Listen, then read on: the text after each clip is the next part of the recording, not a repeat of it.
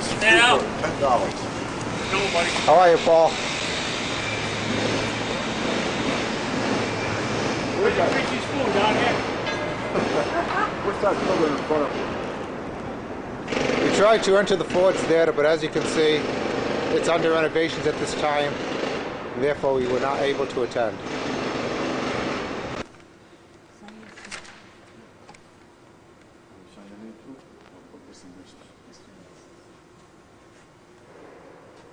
Here we are in the beautiful Church of St. Matthew's. Yeah.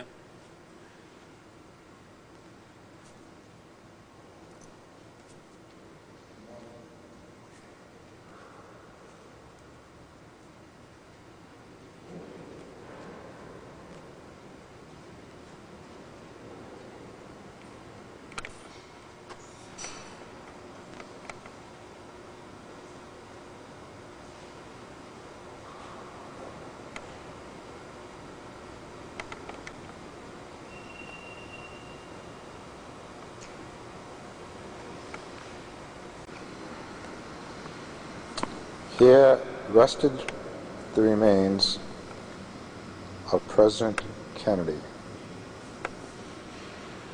at the Requiem Mass, November 25th, 1963. We are now going to visit the Washington National Cathedral.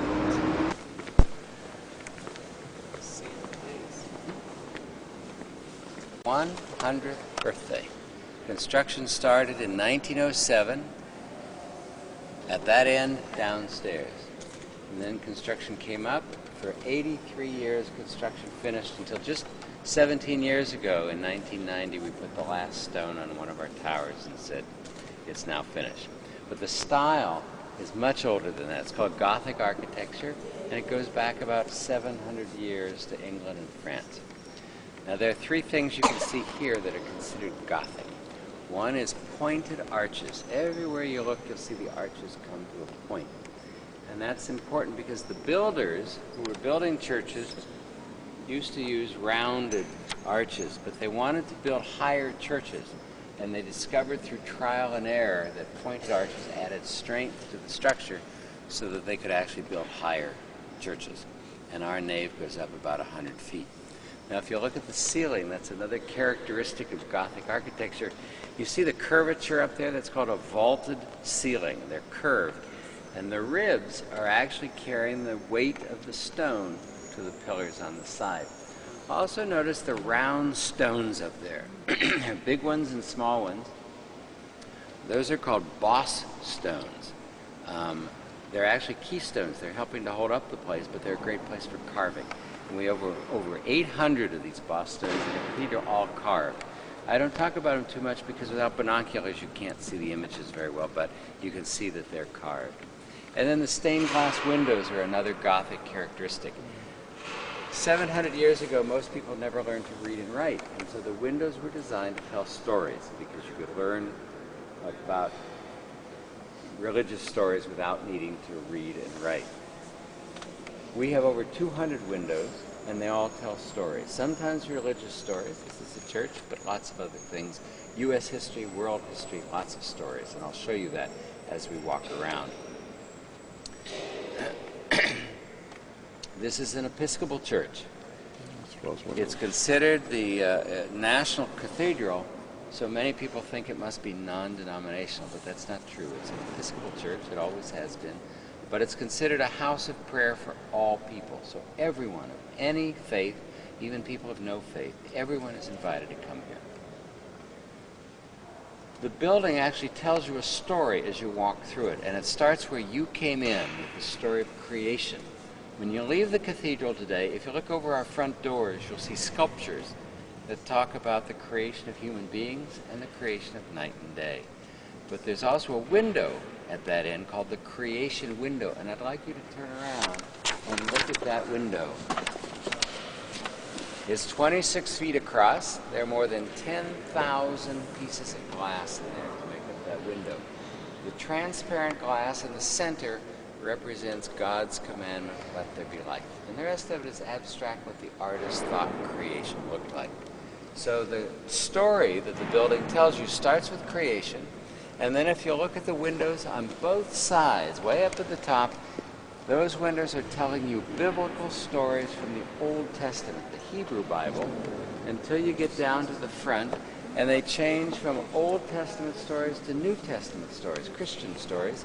And it's leading you, if you look all the way down to the high altar, a huge statue of Christ in majesty.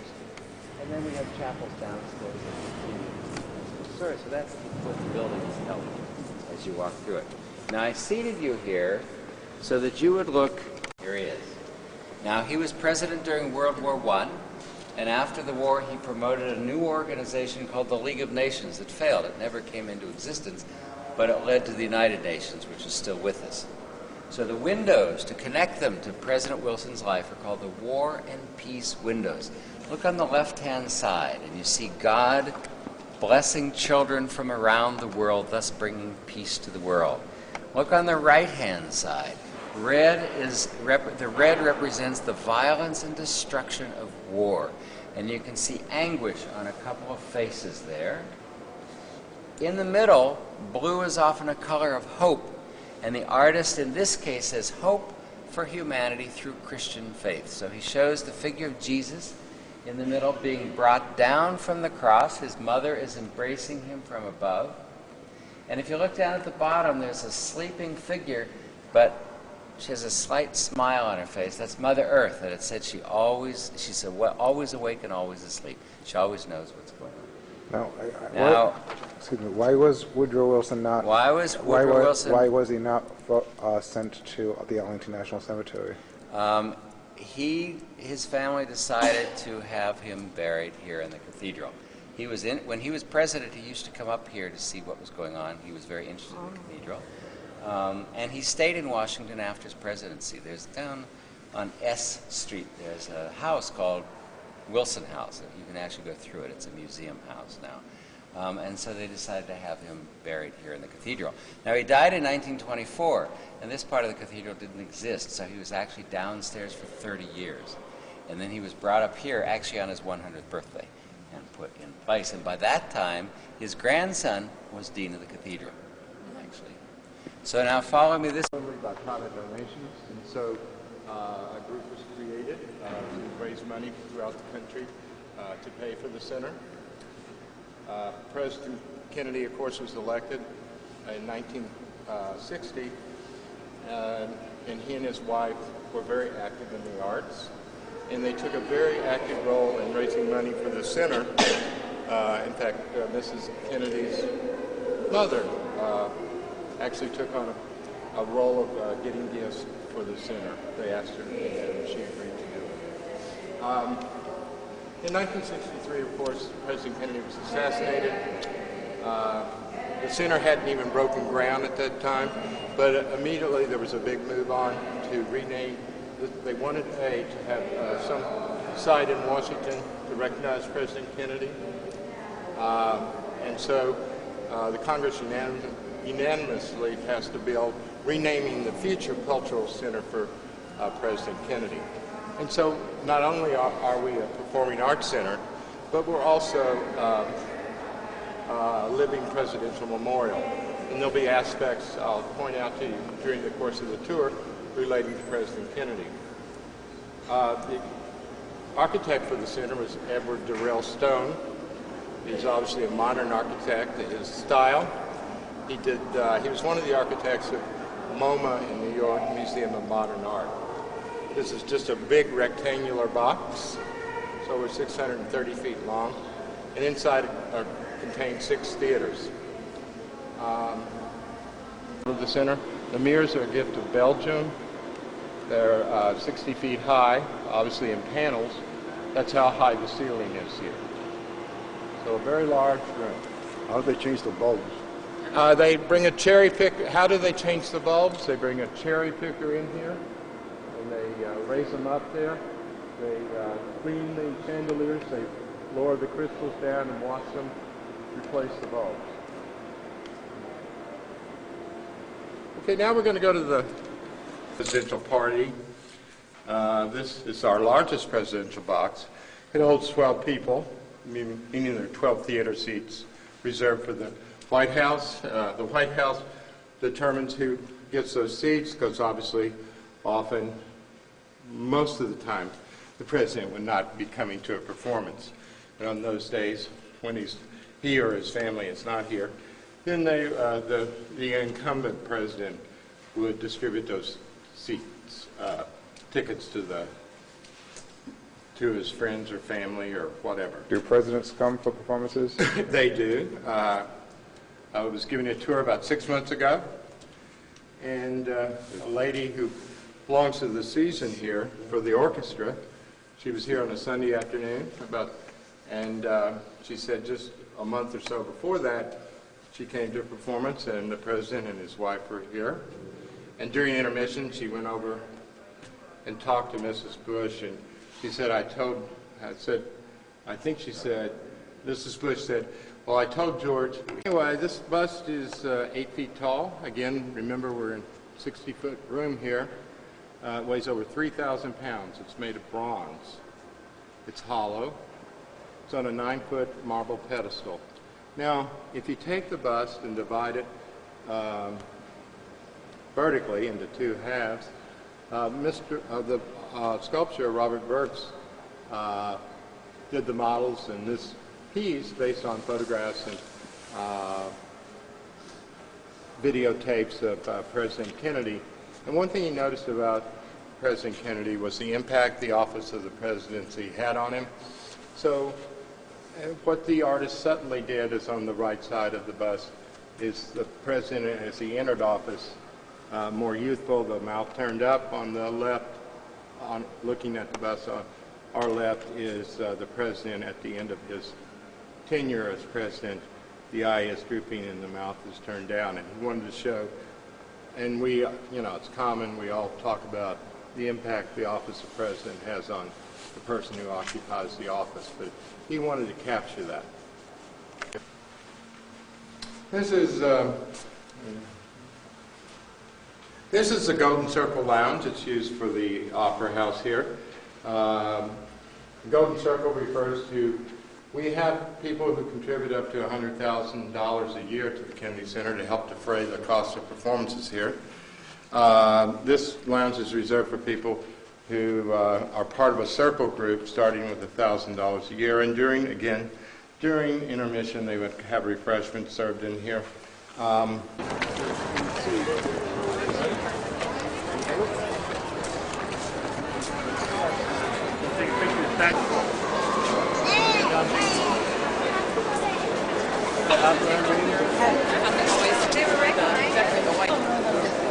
How are y'all doing? How are you doing there? All right. Still alive, man. Still alive. Where's the horse?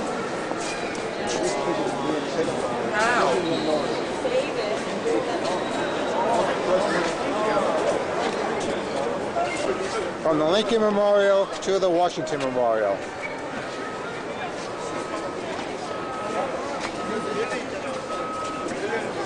Great.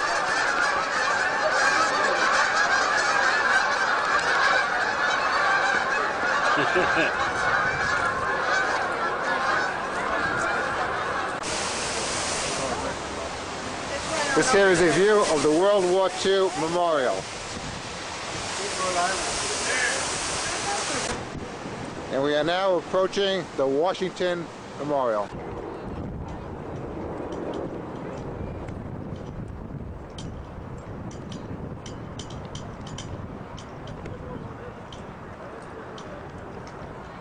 Here we are in the Washington Monument. Here we are in the waiting area of the Washington Monument. This is the tip of the iceberg. No, that's fine. Penthouse floor. 失重哈，头可能会撑一下、阴一下，靠着边上。 Anybody else? Nobody else wants to go to the top. Anybody else? Nobody else wants to go to the top? How many do you have? George. Come on inside. We are climbing right now to our 3rd floor here at the monument, though. That happens to be the 500-foot level. And you'll have views in all 4 directions today of up to about 40 miles. So you'll be able to see well beyond the federal city, that is the capital city that George Washington helped plan and design, and which later decided to take his name. And we invite you to take as much time as you like at the top floor. When you're ready to come down, I ask that you walk down just one flight of stairs to the 490-foot level.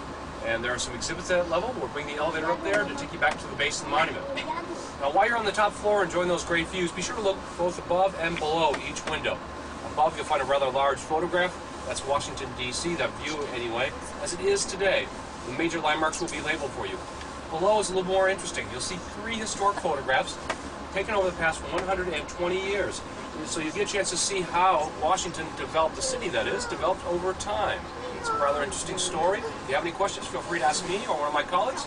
Doors are opening right now on that far side. Enjoy.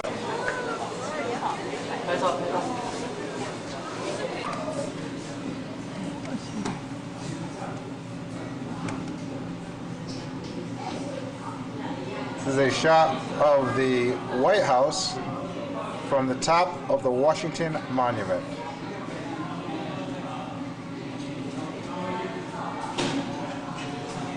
And you can see the National Christmas tree as well. This is a picture of the Lincoln Memorial from the top of the Washington Monument.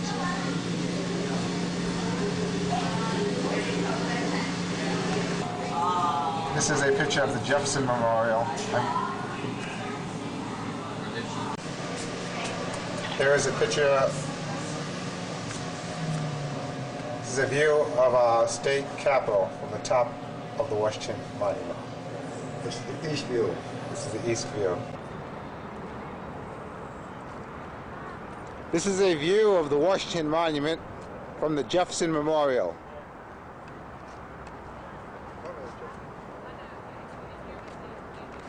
And here is a view of the Jefferson Memorial.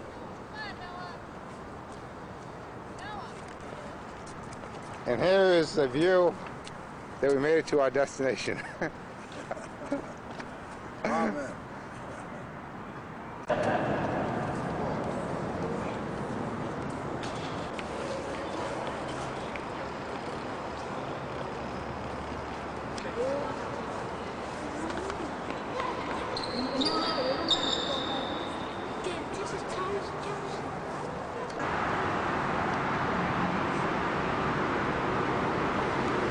A view of the Jefferson Memorial. This is the beginning of the Franklin Delano Roosevelt Memorial. He was the President of the United States from 1933 to 1945.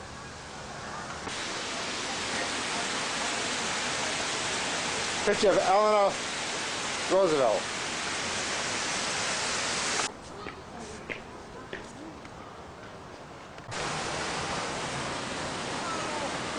Where is he going?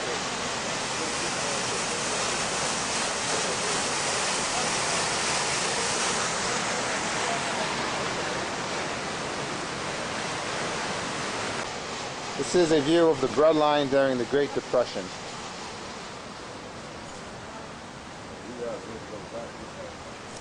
It's either that or they're waiting to go to the bathroom. The test of our progress is not whether we add more to the abundance of those who have much. It is whether we provide enough for those who have too little. Days before television, when people sit by the radio to listen to Franklin Delano Roosevelt fireside speech. All right. People talk to the radio.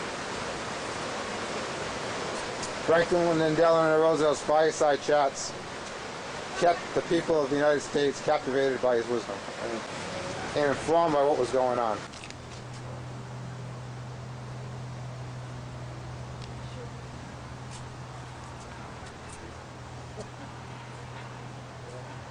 This is my nephew, another great guy.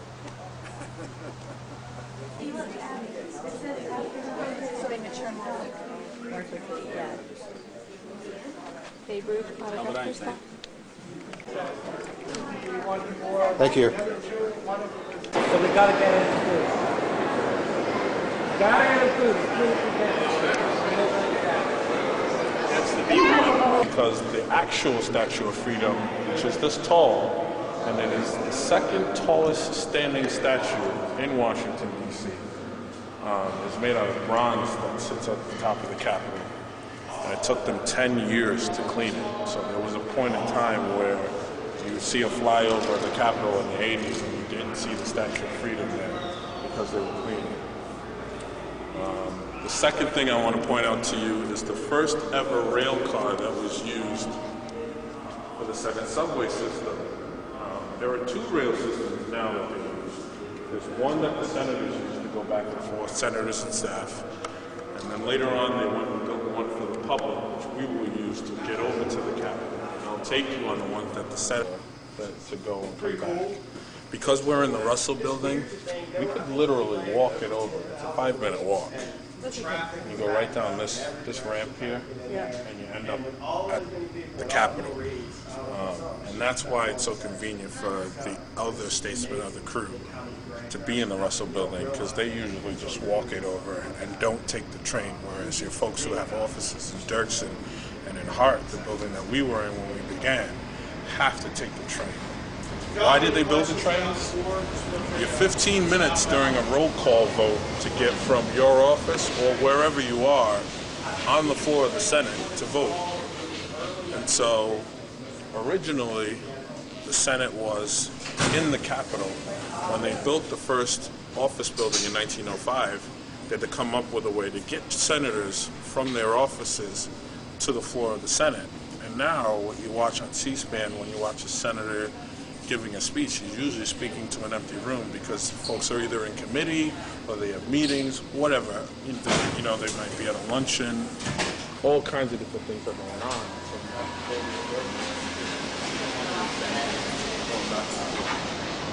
If you were a senator and they were in session all night, which they had in July, I believe it was, during the immigration debate, they had an all-night session on a Tuesday night where they went 32 hours where they were in session, straight through, okay?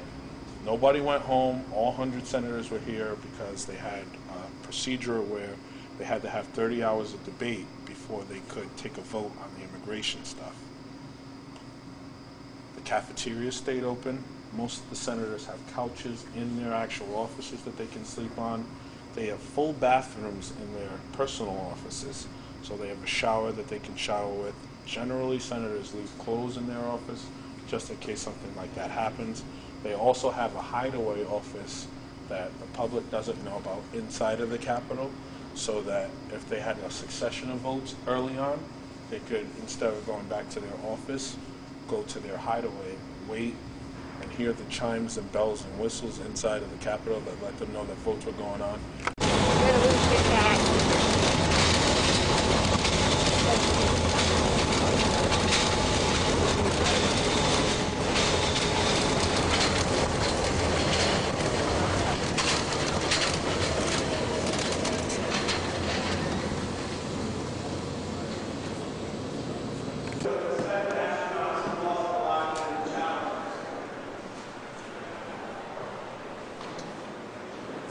Welcome to the Brumidi corridors. They're named after Constantino Brumidi, who was the painter who painted just about everything that you're going to see from now on. He was an Italian painter, born in 1810, did some work in the Vatican, and then in 1857, he was hired by the original architect of the Capitol to paint this. And this is his life's work. He died in 1880, and I will tell you a story about that later on, but some of the features of his paintings that are very significant are as follows. First, in the 1850s and 60s, before there was television, internet, iPods, movie theaters, and everything else that we've come to enjoy, one of America's favorite pastimes was bird watching. And so, you will see in his paintings, like right here, various different species of birds. It is believed that Brumidi was a bird watcher, and he has incorporated 1969, Neil Armstrong. In 1986, the Challenger crew.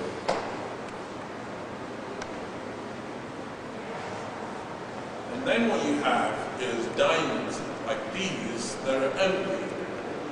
And at some point, Congress, by joint resolution, is going to go through and decide that they want someone to paint something in there. And they will take bids from artists all over the country, and whoever wins will essentially be immortalized in the Capitol.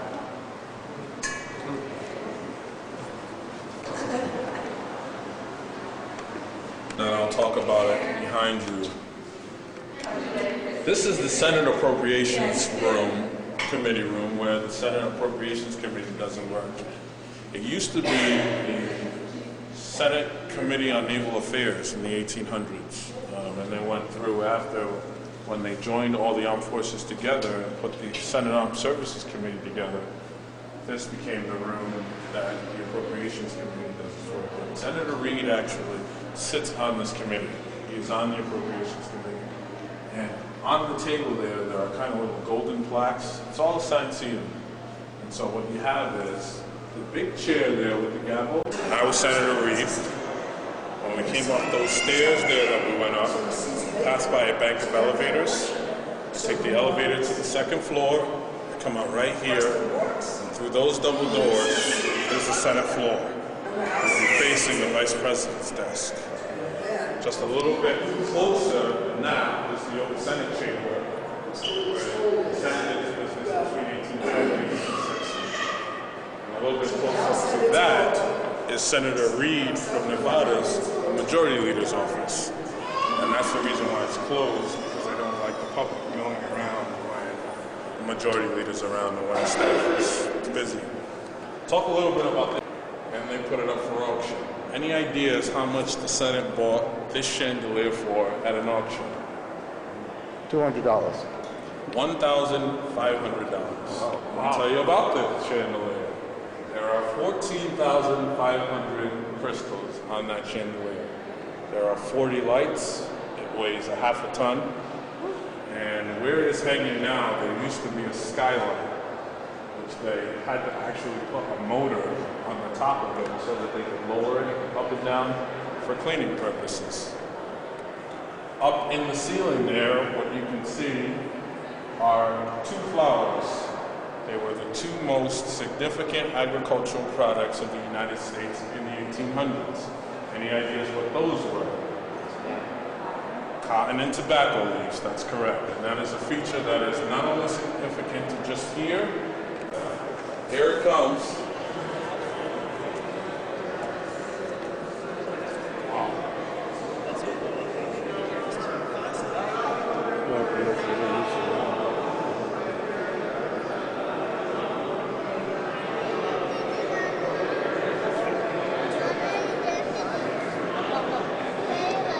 Come on over this way.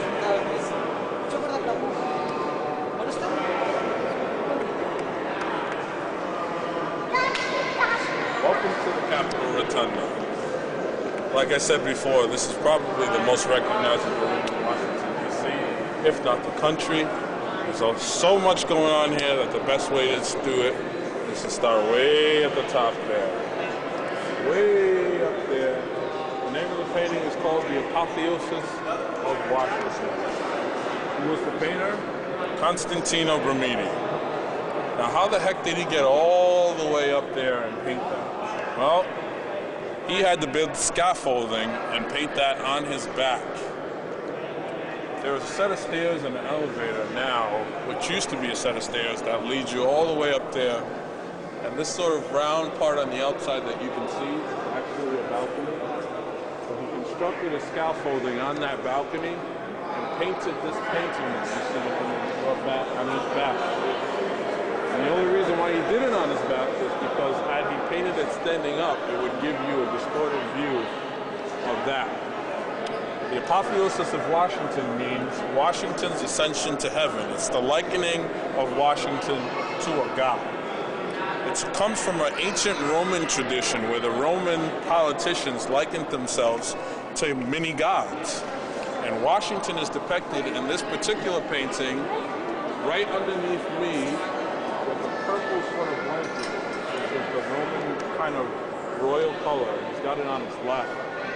He's got two angels standing right next to him. One's got a horn, and the other one's holding a book.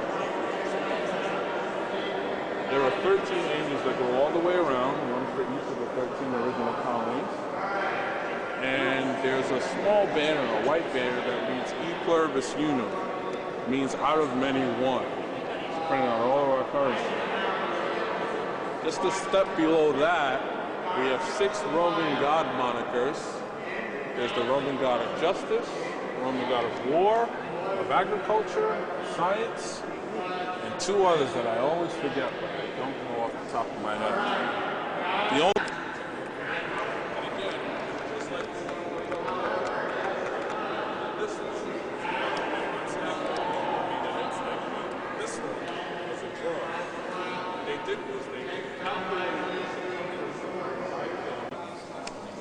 Welcome to National Statuary Hall, or the old House of Representatives. House of Representatives did its business here from 1810 to 1860, at which point it outgrew this room and moved into the room where it now does its business and has been renovated so many times to accommodate the number of members, which are now 435 and counting. Much like the old Senate, you have cotton flowers at the top here. Here they're made of gold. In the old Senate, they're made of bronze. The column tops are also one of a kind. You will not find column tops that look like this anywhere in the world.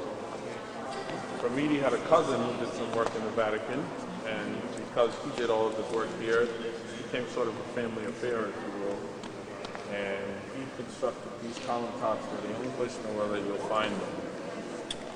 Talk a little bit about the room in the 1830 setting. Right behind you guys, here is the gallery. And much like in the old Senate, there was a third of it that was designated for women only. The only place that they could sit if they were going to watch an all.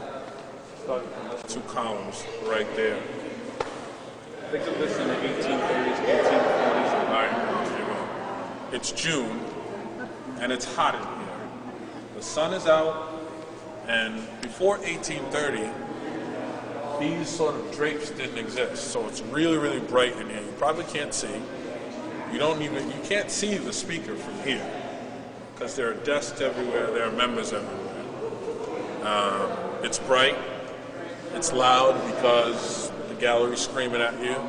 It's loud because they're having a very, very sort of engaging debate about slavery. Not a fun place to be. And in the wintertime. It's cold in here. Of 200 statues, 2 from each state, and majority of them are here, although now what they do is they rotate them in and out, because if I was Representative Kennedy and I came in here and I saw the 2 Texas statues here and not one from Rhode Island, I might make a whole lot of noise. And so the architect of the Capitol has devised a system whereby 4 or 5 years or so, they rotate them in and out. But what they try to do is keep famous Americans here, so that if I'm from Rhode Island or Wyoming, from California, Florida, I'd be able to recognize someone in this room. So right behind you there is its statue of Huey Long. We have Sam Houston. Robert Fulton is in this room. General Robert E. Lee is in this room. Jefferson Davis is in this room. Is Roger Williams here? Roger Williams is not in this room. He's actually tucked behind the Majority Leader's office. But who's the other Rhode Island statue? Anybody know? Nathaniel Greene. And I'll show you Nathaniel Greene's statue. It's actually right underneath us. But who else is in this room? Here. John Quincy Adams is the only president to serve as president and then serve in the House of Representatives. And at that time, he was 70 plus years old. And people thought, his colleagues anyway, thought that his wits were not with him, that he had seen better days. So he sat right here, and in relation to the speakers, as speakers right here, John Quincy Adams would sit and he would sleep. Just sleeping. Couldn't figure out why. Had no idea why he was doing what he was doing. Well, he wasn't sleeping. What he was doing was taking advantage of the architectural design of this room, because a perfect echo can be simulated from the opposite side of the room. So what really he was doing was listening to his political opposition on the other side. Now, no one else in this room knew that that was happening. And in fact, echo that I'm about to simulate for you was not as pronounced as it is now. There used to be carpet on these floors, and they went through and put this hard floor on to kind of beef up the echo. Also, there were desks, people moving around, so the echo was probably really, really hard to pick up, but he did. And he used it to politically maneuver himself in the House. But every other person who was sitting in this room thought that he was just an old guy who had been president and seen better days and was just sleeping, and he probably should just be somewhere else in what we would probably call a retirement home, or somewhere else, retire, read some books, die, and be quiet. Guys want to stand right around this circle right here. You don't want to stand on this side of it, though. You want to stand on the other side of it. And I'm going to simulate the echo.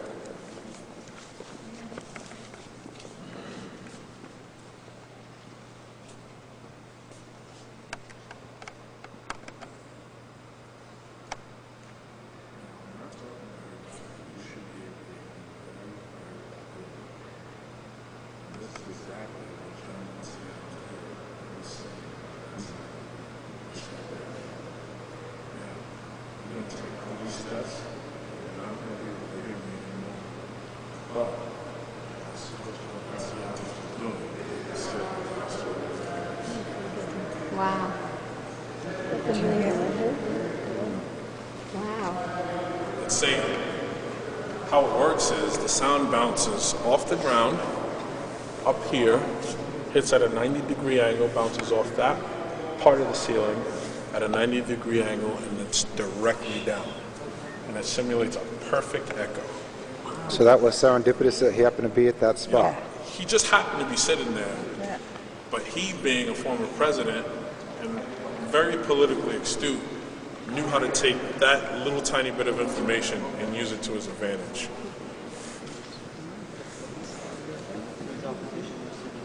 Well, it's interesting because it's probably not true that his opposition sat on the other side. They sat in terms of seniority, so it's probably likely that he had opposition and friends on the other side. We don't know that for sure. But whatever it was that he was doing, whatever it was that he was listening to, he was able to use to his advantage. And no one else in the room, for that matter, was able to do it. This is one of the Hawaiian statues. King Kamehameha is tucked behind here because he weighs about twice as much as any of the other statues that you see. And he's actually on top of a column that's right underneath him. And that column supports his weight. If he was, say, right here, he'd, over a period of time, literally sink right into the ground and through. But King Kamehameha, on June 12th of every year, has a ceremony where the Hawaiian delegation comes and they lay leis and do a traditional Hawaiian dance for the folks who are here in Statuary Hall. And he is probably one of the more unique in that he is made of bronze, but it looks like he's kind of got gold on him, and he's not. He's one of the more extravagant of the ones that you will see. Is he one of the few that stays here permanently? He is another one that does not move. He doesn't go anywhere because there's not a lot of columns where he can hang out. Interesting to note that this statuary collection that we have here was actually just completed in 2004 when New Mexico sent its last statue. And they're all complete. My favorite one is one from Colorado of John Swagger, who was part of the Apollo 13th crew. And he is made of sort of bronze and marble. It's a kind of interesting little combination that they have. He's wearing his spacesuit. He's got a cowboy hat on. We'll walk by him also when we get down to Nathaniel Green. But I want to show Are you. states limited to only 2 statues? Everyone has 2 statues. And over time, can they elect to remove a statue and put a new statue in? No. Rhode Island has its 2. And that'll never be changed. And none of them have been changed. How the statues worked was the person had to have been gone for 10 or 15 years. They needed to be either made of bronze or marble, and they had to be voted unanimously by the state. In other words, it had to be a no-brainer. If you were from the state, you had to know it was Roger Williams, you had to know it was Nathaniel Green, and everybody had to know. There you go. Right now you're the center of Washington, D.C. The center point. Just started here a week and a half ago. Highland, we're gonna go 2 stops. So at the first stop, don't stop, just keep going.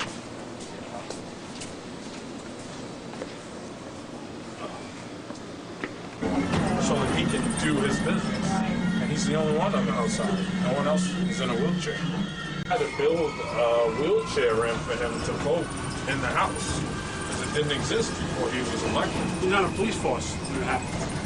Oh, I didn't even know that. They had to build him a ramp so that he could vote.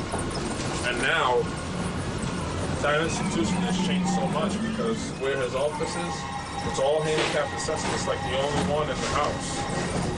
The house itself, literally the floor, when they do the State of the Union, when they do the State of the Union, they do it on the house side because it's bigger, it can accommodate more people.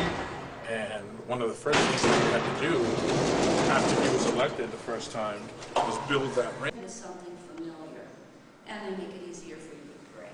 Okay, so let's look at our first selection up there, top left on that wall.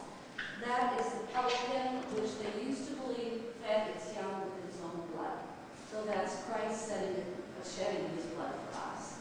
And over on the right, we've got Phoenix rising from the ashes, resurrection. Okay. Celtic cross, because the name like Shahan, gotta be Irish. Okay?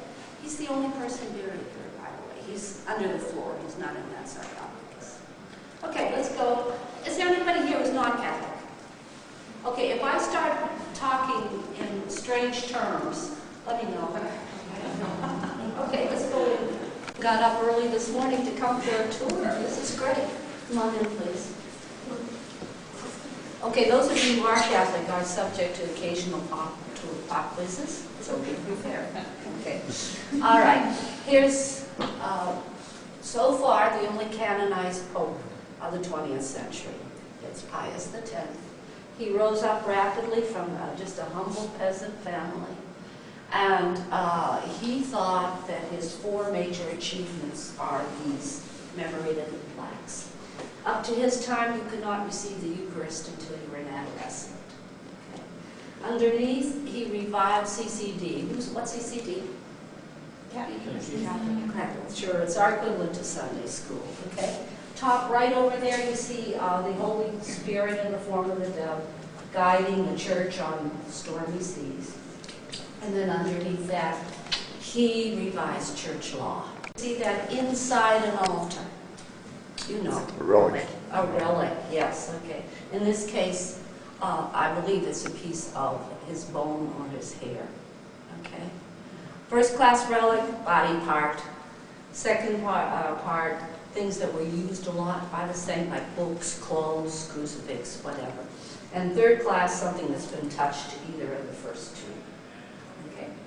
All right, make a use of holies in the Old Testament, and only the high priest could go in. Okay, only the priest who celebrates go in through this middle gate. It's called the royal gate. And the deacons or altar servers go in on either side of that. If you looked at that altar from the top down, it's perfectly square. And that's because we all believe that Christ is the cornerstone of the church. Okay? Okay. Now, the people who donated this chapel came from the Carpathian Mountains, which is present-day Ukraine and Czech Republic and Slovakia. They never had the Ruthenians, they never had their own homeland. But there was a typical church over there. That's one of it's done by a man who just lives in Silver Springs, which is just like a half hour away from here. Okay. All right, over here. Anybody want to guess which ethnic people donated this chapel? China. Chinese. Close? Vietnamese, yes.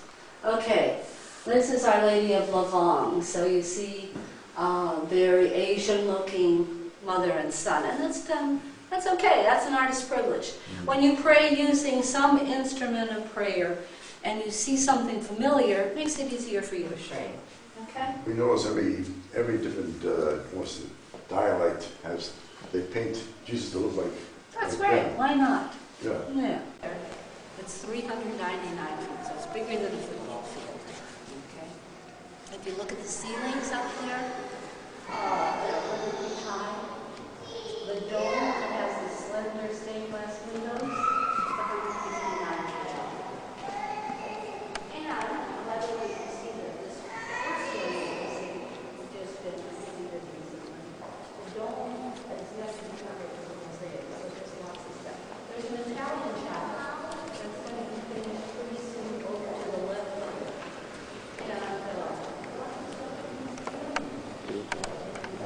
Okay, you are standing now in a place called the North. And all over the country come here January 21st, the night before March for Life, and we feed them here. They camp out on the pews or bring their sleeping bags, and then next day they all get breakfast and they start on the March for Life. It's really neat for you to see that. Okay? Okay, Our Lady is patroness of the young child, but she's also patroness of the Americas. So over here you got Pacific Ocean, and you got the Andes Mountains up there on the left. And standing, you see the Dominican with a candle in his hand there. That's Martin de Porres from Peru. And over here is Rose of Lima with the crown of flowers. And somebody's name Rose here, that was a significant look. And that was her saying, oh, great. Okay, all right. You know them. The Hail Mary. Okay, but what are they called? The mysteries. The mysteries of the Rosary, yes. And these are the joyful mysteries. And underneath them, look at one of these doors that start from halfway down.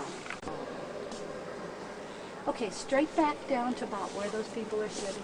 Oh, there, Marie Denise is doing her thing. We'll go a little bit.